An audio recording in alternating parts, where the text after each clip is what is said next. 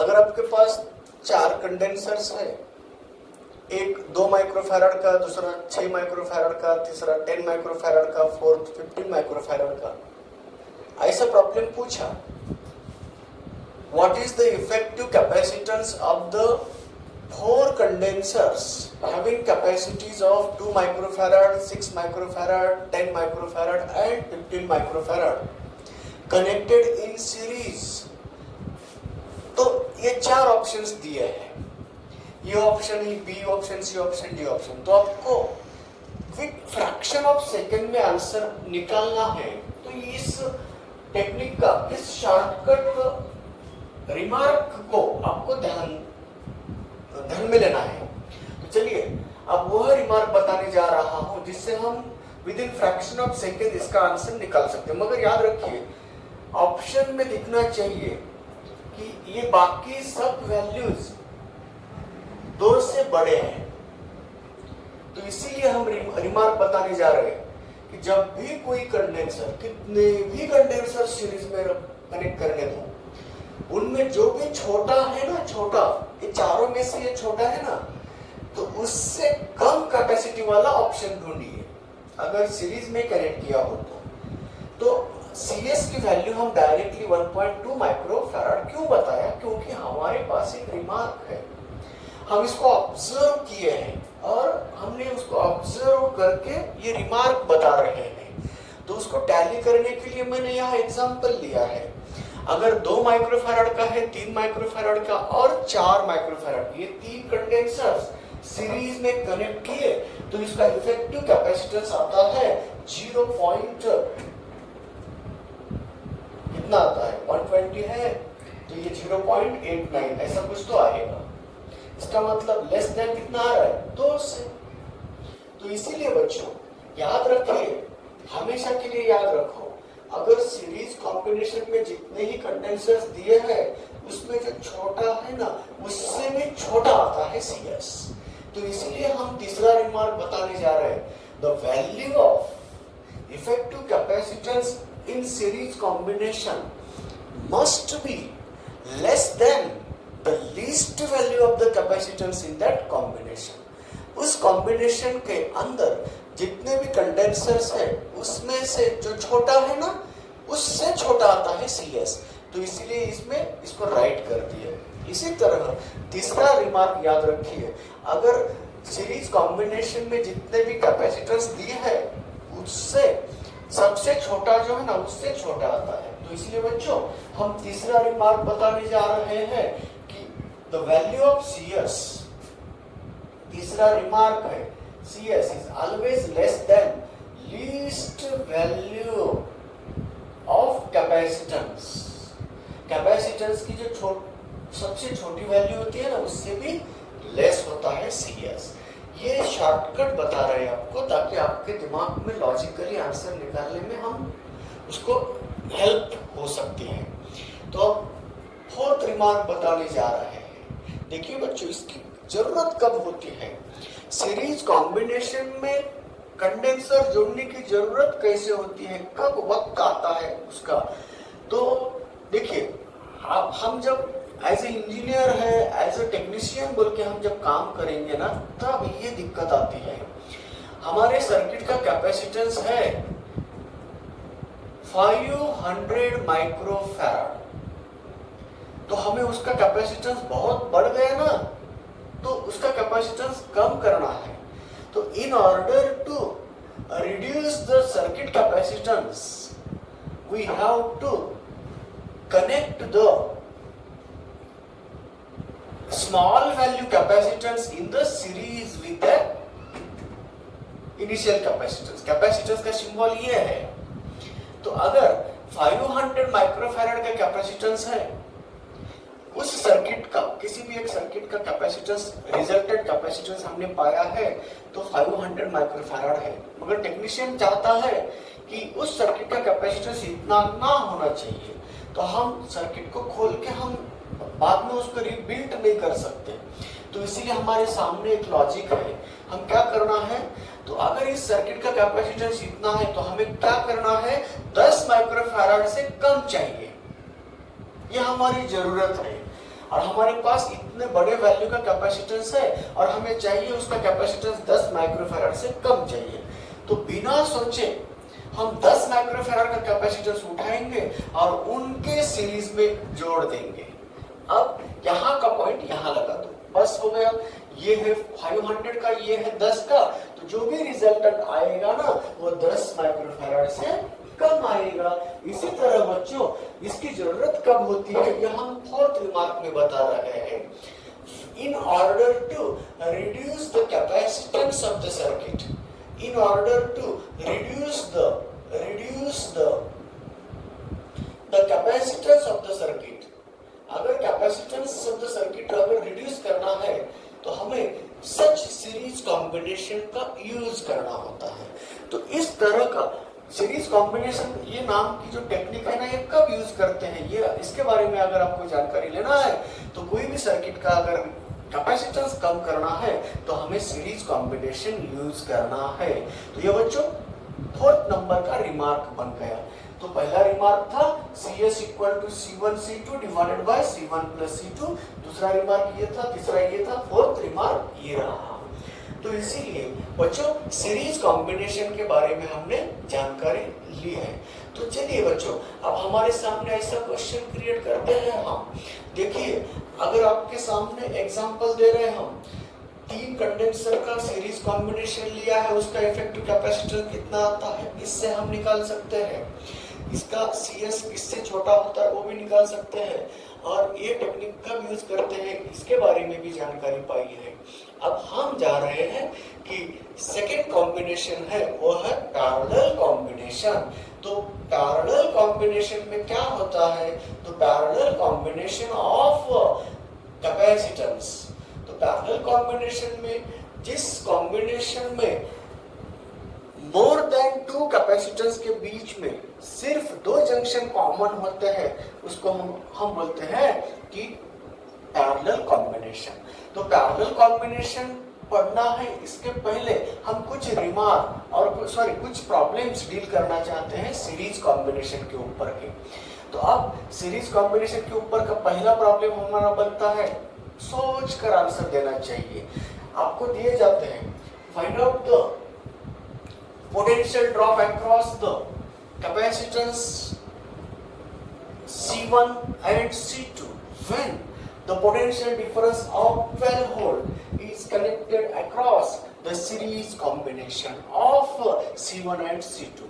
आपको 2 कैपेसिटेंस का series combination दिया जाता है, ये C1 है ये C2 है, और यहाँ इसके अक्रॉस का PD दिया है, कितना 12 वोल्ट का दिया है। तो 12 वोल्ट का PD दिया है तो find the PD across V1 कहा जाता है, PD अक्रॉस C1 और PD अक्रॉस C2 निकालो ऐसा कहा जाता है, और बाद में C2 is the twice of C1 बोला जाता है। इस तरह का प्रॉब्लम दिया तो हम कैसे सॉल्व कर सकते हैं, ये सीरीज कॉम्बिनेशन के ऊपर का प्रॉब्लम बना रहे हैं हम। तो चलिए बच्चों इफेक्टिव वैल्यू कैसे निकालना ये तो उस फार्मूले से निकाल सकते हैं, मगर ऐसा थोड़ा सा कॉम्प्लिकेटेड प्रॉब्लम बना रहे हैं। आपको इस दोनों के सीरीज कॉम्बिनेशन के अक्रॉस का टोटल PD दिया। जब टोटल PD दिया जाता है तो इनके अक्रॉस का अगर कैपेसिटी पोटेंशियल डिफरेंस निकालो ऐसा कहा जाता है। आपको दोनों के कैपेसिटेंस दिए तब कैसे निकाल सकते हैं इसके अक्रॉस का PD, तो उसके भी शॉर्टकट फार्मूले हम बता रहे हैं। तो चलिए बच्चों टोटल पोटेंशियल डिफरेंस हम V मानेंगे, फार्मूला बनाएंगे पहले, बाद में हम उसको ताकि उसको हम डायरेक्टली यूज कर सकते हैं। जब C1 C2 सीरीज है उनके अक्रॉस का potential total potential difference V है तो V1 को हम डायरेक्ट निकाल सकते हैं। क्या कैसे निकालेंगे, तो चलिए बच्चों अगर इसके अक्रॉस का कैपेसिटेंस निकालना है तो V directly proportional to C होता है क्या, नहीं इनवर्सली होता है ना, क्योंकि Q अपॉन C को हम V बोलते हैं। जिसका कैपेसिटेंस छोटा उनका PD बड़ा होता है, जिनका कैपेसिटेंस छोटा उनका PD बड़ा, जिनका कैपेसिटेंस बड़ा उनके अक्रॉस का PD छोटा। क्यों, V equal to Q upon C होता है। तो कैपेसिटी और V सेम चार्जेस है ना, सीरीज में चार्ज सेम होते हैं, इक्वल चार्जेस दोनों कंडेंसर के अक्रॉस बनने से अगर Q चार्ज Q अगर कॉमन रहा, Q अगर कांस्टेंट रहा, तो पोटेंशियल किसके अकॉर्डिंग बदलता है? कैपेसिटी के अकॉर्डिंग पोटेंशियल बदलता है। जिनका कैपेसिटेंस छोटा उनके अक्रॉस का पीडी बड़ा होता है, जिनका कैपेसिटेंस बड़ा उनके अक्रॉस का पीडी छोटा होता है। इसी तरह अब हम पोटेंशियल का रेशियो, पोटेंशियल के बारे में जानकारी लेना चाहते हैं, तो चलिए अब हम कैसे निकाल सकते हैं। देखो, इसके अक्रॉस का पीडी निकालना है ना, तो हम क्या करेंगे, V1 equal to Q upon C1। तो Q कैसे निकालेंगे? तो Q निकालना बोले तो अब V के फॉर्म में निकालना है ना, तो ये कैसा होगा? तो देखिए बच्चों,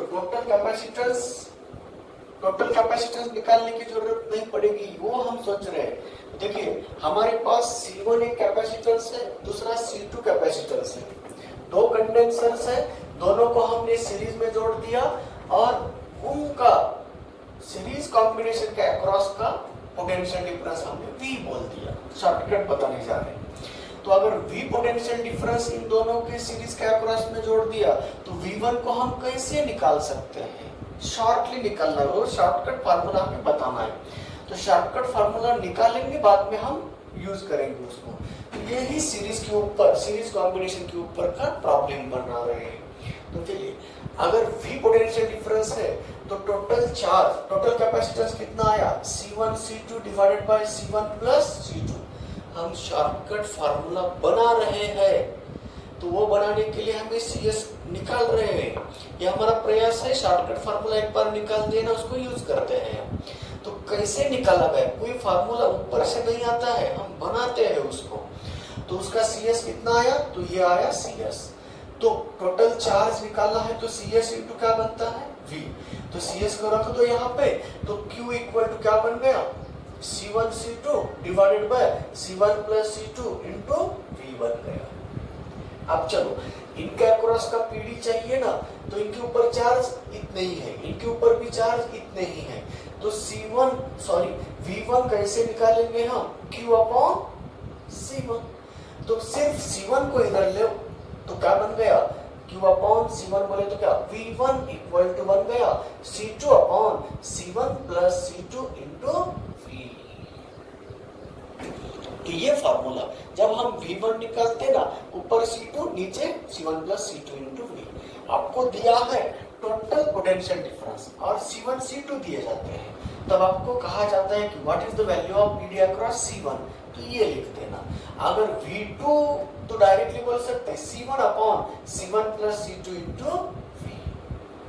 जब C2 निकालेंगे ऊपर C1 रहेगा, जब C2 के अक्रॉस का पोटेंशियल डिफरेंस निकालेंगे तब C1 रहेगा, और C1 के अक्रॉस का पीडी निकालेंगे तब C2 रहेगा। तो इसी तरह बच्चों, C1 ये V1 V2 का भी यूज करना, V1 का भी यूज करना। जब दोनों कैपेसिटर्स का सीरीज कॉम्बिनेशन है, तो इसलिए हम अगला रिमार्क, फिफ्थ रिमार्क बता रहे हैं। If the series combination of C1 and C2 connected across the vector of potential difference V, then PD across C1 V1 equal to C2 upon C1 plus C2 into V। अभी हमने problem किया था, अगर ये 12 volt का दिया और C2 C1 से डबल है, तो चलिए बच्चों, इस प्रॉब्लम को हम इससे फास्ट निकाल सकते हैं, फास्ट सॉल्व कर सकते हैं। बताओ, C2 कितना है? 2C1, और ये कितना हुआ? 3C1। C1 plus 2C1 3C1, और ऊपर 2C1, C1 गेट कैंसिल, तो बड़ा कितना? 2 है, 3V, V कितना है? 12, तो कितना आया? 4, 8 वोल्ट। इसका वैल्यू 8 है तो इसका 4 आएगा, नहीं तो आपको निकालना है तो निकाल सकते हैं। तो पीडी अक्रॉस C2 को हम क्या बोलेंगे? C1 upon C1 plus C2 into V, है ना। तो चलिए, अब C1 की वैल्यू C1 है, ये 3C1 है, 1 अपॉन 3V, तो V 12 है, तो कितना हुआ? 12 अपॉन 3 बोले तो कितना हुआ? 4 वोल्ट। आगे इसी तरह जब भी दो कंडेंसर का सीरीज कॉम्बिनेशन दिया हो और इफेक्टिव रिजल्टेंट पोटेंशियल डिफरेंस दिया हो, तो कोई भी कंडेंसर के अक्रॉस का अगर पोटेंशियल डिफरेंस निकालना है तो इससे निकाल सकते हैं। ये कहाँ से हम क्या उठा के नहीं लाए, यहाँ उसको बनाया है। तो कैसे याद रखना, देखो इनके अक्रॉस का पीडी चाहिए तो क्या करना, C2/C1 + C2 दूसरे का कैपेसिटेंस इनटू V। इनके अक्रॉस का चाहिए तो उसको छोड़ के इसको लेना। ये कैसे आया ये तो मैंने बता दिया। अब देखो बच्चों और भी थोड़ा सा शॉर्टली जाना है और भी थोड़ा सा फास्ट आंसर निकालना है तो कैसे निकाल सकते, देखो ये तो फार्मूले से निकाल पाए हमने, लॉजिकल निकाल सकते हैं। लॉजिकल कैसे निकालेंगे, चलो आपको बताता हूँ। अगर आपके सामने इतना ही दिया है, ये कैपेसिटेंस इससे कितना है, दुगना है, डबल है, तो इसका पीडी हाफ होगा क्योंकि इनवर्स रिलेशन में है ना। कैपेसिटेंस और पोटेंशियल अगर इनवर्स रिलेशन में है तो हम उसको लॉजिकली बोल सकते हैं। कैसे, देखो ना, C प्रोपोर्शनल टू Q/V, तो जिनका कैपेसिटेंस बड़ा उसका पीडी छोटा। चलिए अगर C2 C1 से डबल है तो V2 V1 से आधा हुआ, तो हम उल्टा बोल सकते V1 V2 से डबल हो गया। अगर ये छोटा है, आधा है इससे, तो इसका पीडी डबल हो गया। इसका मतलब ये इसका डबल, इसको अगर x मान लिया तो ये कितना होगा 2x।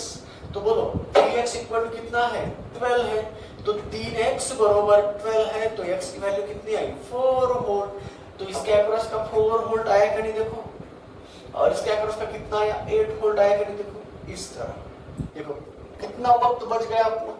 तो इसीलिए जब ये रिलेशन पता चाहिए, जब दोनों का इनवर्स रिलेशन हो तो इनमें अगर रिलेशन दिया है तो उसका उल्टा रिलेशन निकालो।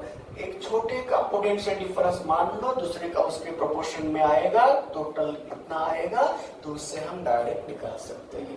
बताया। तो इसीलिए बच्चों जब भी अगर सीरीज कॉम्बिनेशन के ऊपर कैसे ही घुमाकर क्वेश्चन आया तो इस तरह हम उसका पोटेंशियल डिफरेंस कैसे निकाल सकते हैं। और चार्ज के बारे में तो कोई जानकारी देने की जरूरत नहीं है क्योंकि चार्ज हमेशा के लिए सबके ऊपर कैसा रहता है, इक्वल चार्ज होता है।